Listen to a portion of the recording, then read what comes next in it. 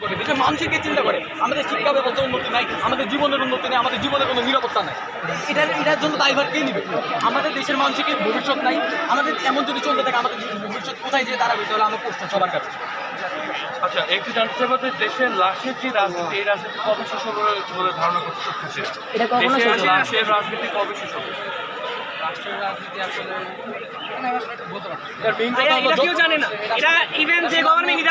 যতক্ষণ পর্যন্ত দেশের মানুষের নিজেদের চেঞ্জ করবে না, আমাদের লাগে রক্তের সমস্যা। আমাদের যদি রক্ত সমস্যা না হতো তাহলে সেই 1757 সালে আমাদের এত ইংরেজে এত দাসত্ব করতে হতো না। এটা যদি হতো 71-এর পর আমাদের দেশ চেঞ্জ হয়ে যেত। মুক্তিযোদ্ধারা যে রক্ত দিয়েছে, ওদের রক্ত আমরা কি দিতে পারছি ওদেরকে? 71-এ যে যুদ্ধ হয়েছে পাকিস্তান আর বাংলাদেশ, আমরা যেহেতু গৌরব করি, আমরা যে এত উন্নত দেশ, উন্নয়নশীল দেশ, পাকিস্তান এখনো ফকিরের দেশ। কিছুদিন আগে এপ্রিল মাসে যে যুদ্ধ হয়েছে বাংলাদেশ, পাকিস্তান আর ইন্ডিয়ার মধ্যে, পাকিস্তান এক রাতের মধ্যে ওই যুদ্ধ শেষ করছে। ইন্ডিয়া এক সপ্তাহ ধরে ওই যুদ্ধ স্টার্ট করছে, পাকিস্তান এক রাতে শেষ করছে ওদের বিমান বাহিনী দিয়ে। আর বাংলাদেশের বিমান বাহিনীটা কি করে? কোনো দেশে শুনছেন একটা বিমান বাহিনী তার শত্রুর কিল কাউন্ট হয়েছে, ছাত্রদের কিল কাউন্ট বেশি? কোনো শুনছেন কোনো দেশে? এটা কি আমাদের মানসিকতা, মন মানসিকতা বা আমাদের হিউম্যানিটি আছে? এর উপরে আমাদের এক্সাম নেওয়ার চেষ্টা করছে এইচএসসি 25-এর ব্যাচ। এইচএসসি 25-এর ব্যাচ এরকম একটা মর্মান্তিক দুর্ঘটনার পর কেউ কি পরীক্ষা নিতে পারে?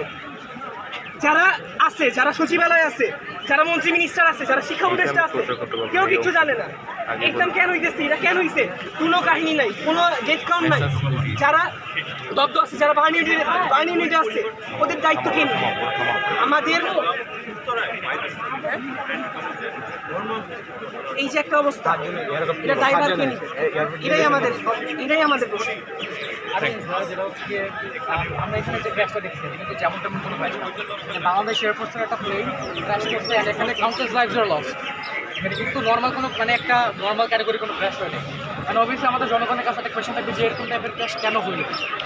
সরকারের উদ্দেশ্যে কিছু বলতে চান? সরকারের উদ্দেশ্যে আমি যেটা বলতে চাবো সেটা হচ্ছে যে এরকম লেভেলের একটা ক্র্যাশ হচ্ছে, আমি বাংলাদেশ এয়ারফোর্সের কাছে আমি এটা অনুরোধ করবো যাতে একটা খুবই শীঘ্র একটা ইনভেস্টিগেশন টিম ফর্ম করে আমাদের পাবলিকের কাছে একটা জেনারেল অ্যাসেসমেন্ট দেয় যে এই ক্র্যাশটা কেন হলো, কীভাবে হলো। গতকালকে তো আইএসপিআই কর্তৃক বলে দেওয়া হয়েছে যে আসলে ত্রুটি বিচ্যুতির কারণে আসলে